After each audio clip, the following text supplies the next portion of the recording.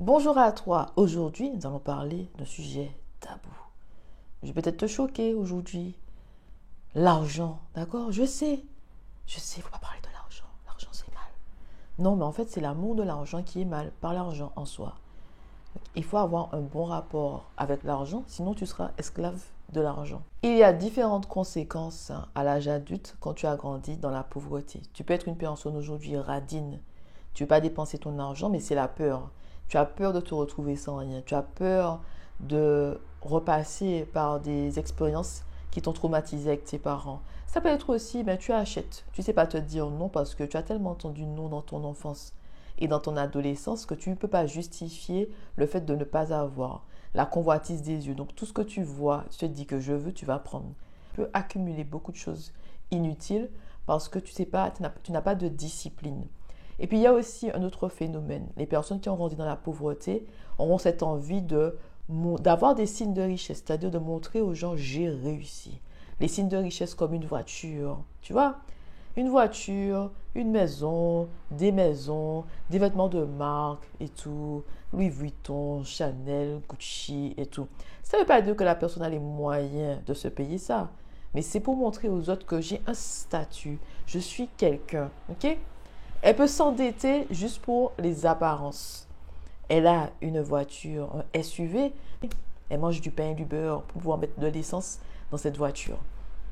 Donc, le problème qui se pose, c'est que quand tu as grandi dans une famille pauvre, tu as des habitudes de personnes pauvres. C'est-à-dire que dès qu'on te donne de l'argent, c'est soit tu vas te dire je vais économiser, je mets un peu d'argent de côté, ce qui est bien en soi, mais tu ne vas pas faire fructifier cet argent-là. Okay? Tu vas juste te dire je mets de l'argent de côté en cas de coup dur. Ce qui est bien, c'est vraiment un premier pas dans la bonne gestion de ses finances. Et puis tu vas dépenser comme ça. Tu n'as pas d'objectif vraiment à long terme avec cet argent-là. C'est juste on te donne et tu dépenses. Très peu de personnes pensent à avoir un patrimoine, avoir un héritage pour léguer à ses enfants. Donc ça veut dire que chaque génération naît dans la pauvreté et meurt dans la pauvreté. Tu vois, c'est une malédiction générationnelle. Je sais, il y a des gens qui disent pourquoi c'est une malédiction? Parce que ça se transmet d'une génération à une autre. Ça se transmet d'une génération à une autre. La bénédiction, quand tu lis, prenons cet exemple-là, quand tu lis l'histoire Abraham, Isaac, Jacob, Joseph, Abraham a passé la bénédiction d'une génération à une autre. Dieu l'a béni, il a passé ça d'une génération à une autre. C'est-à-dire que tu peux aussi léguer à tes enfants la bénédiction. La bénédiction peut se passer d'une génération à une autre. Mais en général, dans les familles pauvres, s'il n'y a pas une personne qui se dit ça s'arrête avec moi, tu passes en fait cette pauvreté d'une famille à une autre. Prenons cet exemple-là. Normalement, il y a une personne qui brise ce cycle. Elle brise le cycle. Elle va se dire, bon, disons ça, prenons cet exemple-là. Elle a, on va dire, un magasin.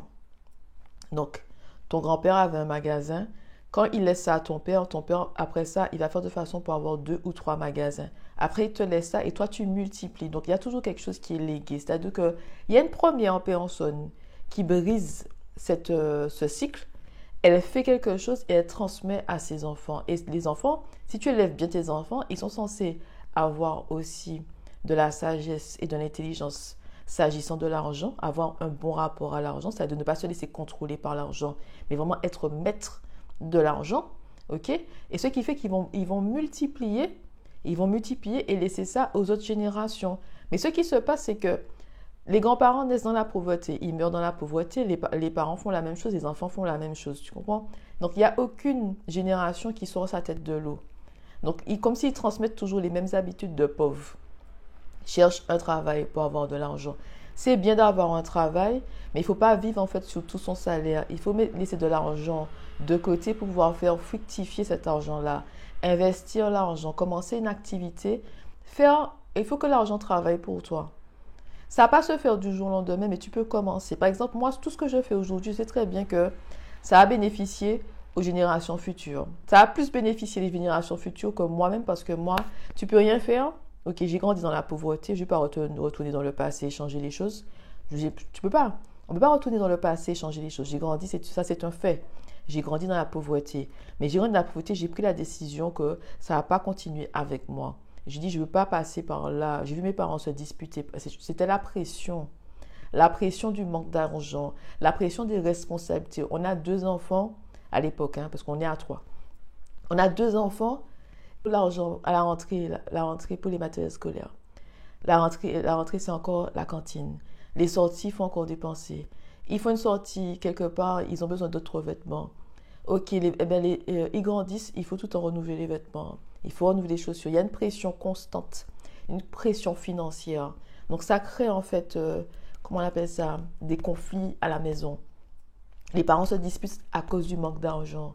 C'est le stress de l'argent qui fait ça. Ils pètent les plombs dans la maison, ils pètent les plombs. Non, je te dis quelque chose, ils s'énervent, ils sont frustrés. Après, il y a d'autres responsabilités. Si tu as une voiture, parce que les gens, ils pensent qu'on achète une maison, on achète une voiture, c'est tout, je suis désolée. Tu achètes la voiture, il faut mettre l'essence, il faut payer l'assurance.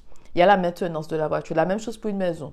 On peut te donner une maison, ok, la maison, tu l'as construite et tout, ne t'inquiète pas, faudra changer des fois les poignées, certaines portes. Après, ça, la peinture, il faut refaire la peinture parce qu'avec le temps, la peinture, eh ben, ça change de couleur, des fois, ça se dégrade, il faut repeindre la maison. Des fois, c'est la plomberie, il y a un tuyau, il faut changer ça.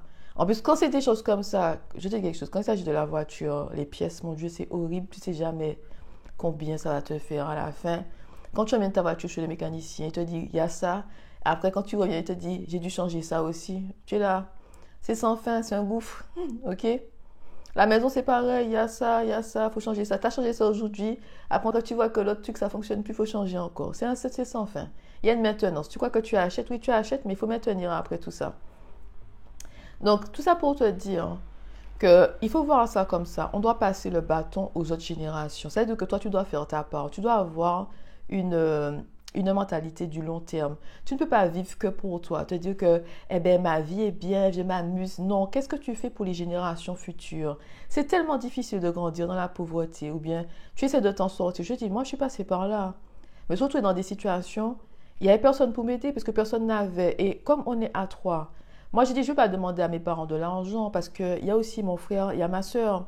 Je ne suis pas là pour pouvoir comment dire, rafler la mise et que tout soit pour moi. Il devait aussi aider mon frère, aider ma soeur. Moi, j'étais l'aînée. Moi, je voulais pas vraiment demander tout le temps et puis que mon frère et ma soeur, ils n'ont rien du tout. Ils ont besoin aussi d'argent.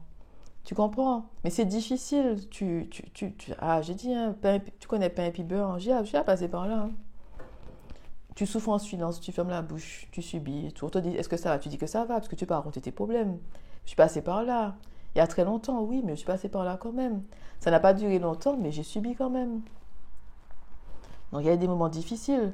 Quand quelqu'un te laisse un héritage, eh bien, ça t'aide à, des fois, à acheter une maison, à ne pas être sous un loyer, à prendre cet argent, l'argent du loyer. Tu peux faire autre chose avec ça, puisque la maison, tu n'as pas de loyer, tu n'as pas de crédit à rembourser.